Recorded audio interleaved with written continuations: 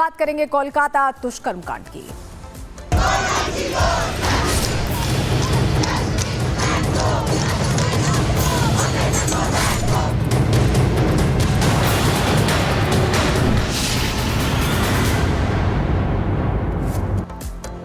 तो इंसाफ कब मिलेगा, इसको लेकर लगातार प्रदर्शन चल रहा है। इस बीच बड़ी खबर आपको बता दें, सुप्रीम कोर्ट में इस मामले को लेकर, कोलकाता मामले को लेकर सुनवाई चल रही है, जिसमें बंगाल सरकार ने सीलबंद रिपोर्ट पेश की है। ये बड़ी खबर आपके सामने, जहां जानकारी आपको दे दें कि सुनवाई इस वक्त कोलकाता रेप मर्डर केस में सुप्रीम कोर्ट में जारी है और बंगाल सरकार ने सीलबंद रिपोर्ट सौंपी है। डॉक्टर्स की हड़ताल से 23 की मौत हुई है, 23 लोगों की मौत हुई है, ये बंगाल सरकार का कहना है। वहीं एसजी ने कहा है कि बंगाल सरकार की रिपोर्ट हमें नहीं मिली है।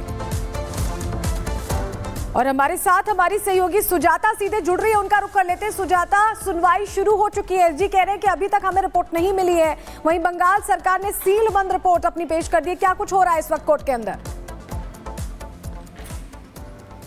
जी, मैं दर्शकों को बता दूं कि इस वक्त सीजीआई की अध्यक्षता वाली 3 जजों की बेंच इस मामले की सुनवाई करना शुरू कर चुकी है। फिलहाल जो सीबीआई की रिपोर्ट है और जो बंगाल सरकार की रिपोर्ट है उसे पढ़ा जा रहा है, इसीलिए थोड़ा समय लग रहा है।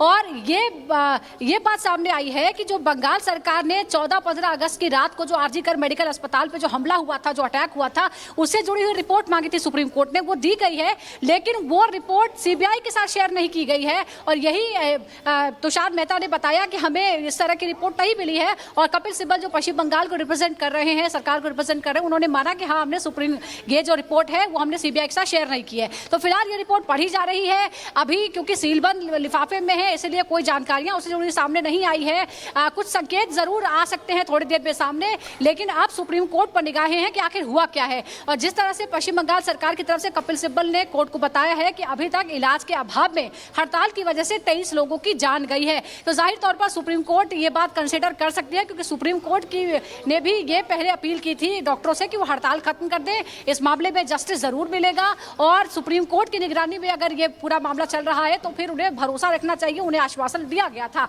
तो अभी थोड़ा सा इंतजार करना होगा, क्योंकि अभी जो रिपोर्ट है वो पढ़ी जा रही है। दोनों ही रिपोर्ट्स को पढ़ने में थोड़ा सा समय लगेगा, क्योंकि अभी जब अदालत बैठी है, जब बेंच बैठी है, उसके बाद ये जो रिपोर्ट है वो दी गई है। अब रिपोर्ट को लेकर सुप्रीम कोर्ट की टिप्पणी का इंतजार है कि सुप्रीम कोर्ट इसमें क्या कहता है, क्योंकि अभी जो इस पूरे मामले में हुआ है, जो संदीप घोष है पूर्व प्रिंसिपल आरजी करके वो अरेस्ट हो गए हैं, वो भ्रष्टाचार के मामले में अरेस्ट हुए हैं। हालांकि बहुत सारी लापरवाहियों की बात उन पर सामने आई कि जो पूरे करता धरता आरजी मेडिकल कॉलेज के वही थे जब ये पूरी घटना हुई, तो उन्होंने क्या सबूतों को छुपाने की कोशिश की, जिस तरह के आरोप लगे। हालांकि किसी भी तरह की जो डॉक्यूमेंट्स है उसमें इस तरह की कोई मेंशनिंग नहीं है कि ऐसी कोई किसी तरह का इन्वॉल्वमेंट, उनका डायरेक्ट इन्वॉल्वमेंट हो, लेकिन भ्रष्टाचार के मामले में वो अरेस्ट हुए हैं।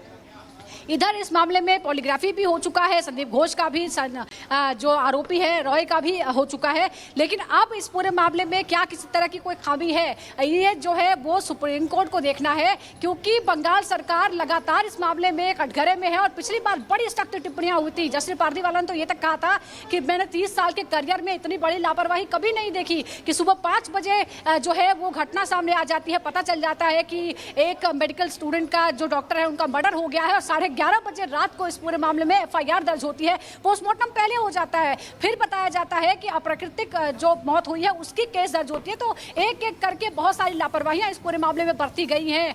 तो इन तमाम चीजों को, कड़ियों को जोड़ना भी है। इसी तरह की लापरवाहियों की वजह से ही ये पूरा मामला पुलिस से छीनकर जो कलकत्ता हाईकोर्ट है उसने सीबीआई को दे दिया था। सीबीआई अब इस पूरे मामले की जांच कर रही है, लेकिन अभी तक जिस तरह की शुरुआती बातें सामने आई थी कि इसमें एक आरोपी से ज्यादा इन्वॉल्व है, हालांकि ये अभी तक पुख्ता नहीं हो पाया है। लगातार हर तरह की जांच, फॉरेंसिक जांच जो है वो भी चल रही है, लेकिन किसी और दूसरे शख्स के इन्वॉल्वमेंट की, डायरेक्ट इन्वॉल्वमेंट की बात सामने नहीं आ पाई। हालांकि लापरवाहियां जरूर हुई हैं। उसी मामले में अलग अलग लोगों से इस मामले में पूछताछ हो चुकी है। हिरासत में भी उनको लिया गया था कि किस तरह से उस जगह छेड़छाड़ की गई। कुछ वीडियो सामने आए जिसमें यह कहा गया, पिछली बार आपको याद होगा सुनवाई के दौरान एसजी ने यह तक कहा कि जो क्राइम सीन है उसके साथ छेड़खानी हुई है।